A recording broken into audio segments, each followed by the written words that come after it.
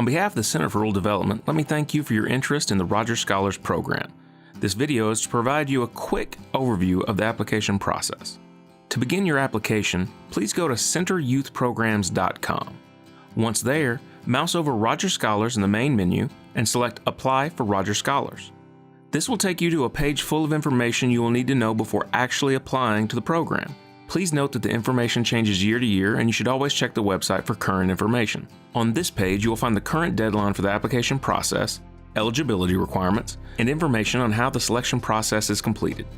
Below, you will find a walkthrough of information you will need to have before actually filling out your application. This section is very important as once you've begun filling out your application, you cannot save it to complete it later. All of your information will need to be gathered beforehand so it can all be submitted at one time. Once your application has been submitted, it is considered complete and changes cannot be made. While you will need to complete the application itself in a single sitting, you are more than welcome to view the application as many times as you like in order to better understand what items you will need.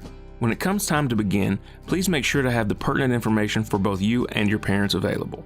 Discuss with your parents the dates available for the program, because once you've selected, you will not be able to change it. Be prepared to list out any of your community service activities, as well as any extracurricular activities that fall into the categories of leadership, technology, and entrepreneurship. You will need to have your essay completed on the topic listed. It must be 1 to 2 pages double-spaced with half-inch margins and in 12-point Times New Roman font. Anything more than 2 pages will result in a deduction of points. The file must also be in a DocX, Doc, or text format. These are formats regularly associated with Microsoft Word. You will need your official academic transcript, including your counselor's contact information and your unweighted GPA. You will also need 3 letters of recommendation. 2 of the letters should be someone from your academic institution. The 3rd letter can be from a community member. Finally, you will also need parental consent in order to finish the application. Now, let's take a quick look at the application itself. You can access it by clicking the large red button at the bottom of the page that says, "Click to begin filling out your application." Again, you may look at the application as many times as you like, but it must be filled out entirely at one time and cannot be changed once submitted. The form begins by collecting standard information: your full name, the name you prefer to be called, gender, shirt size, your email address, phone number, and an alternative phone number if you can't be reached at the primary. This is followed by your county of residence, address, parent's name, and your parent's email address.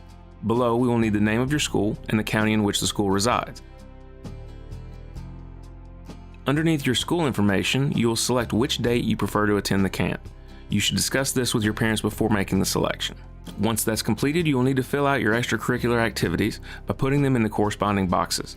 There's no limit on the amount you may enter, but please remember to put the dates with these activities.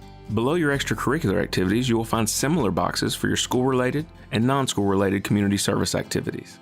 Once you've completed these sections, you will need to upload your essay document. To do so, simply click the Upload box or drag the file onto the box itself. You will see an uploading graphic as well as a check mark once it's completed.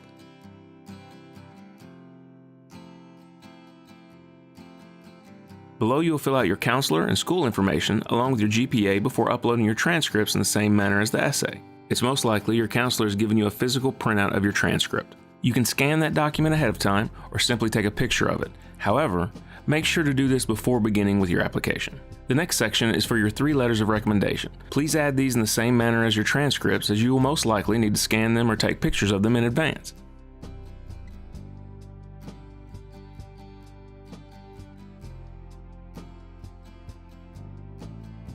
Below your letters of recommendation, you and your parents will both have fields to digitally confirm by typing your names. Finally, you will need to check the CAPTCHA field at the bottom of the page and possibly complete a few simple tasks it asks in order to confirm your submission is not being spam.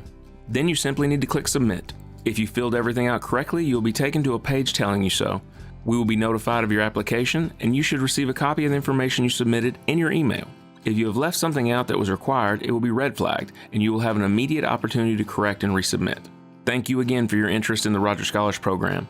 If you have questions about the program, please contact us at 606-677-6000. If you have trouble with your application, please contact our help desk at 606-677-6175 or toll free at 866-508-6382.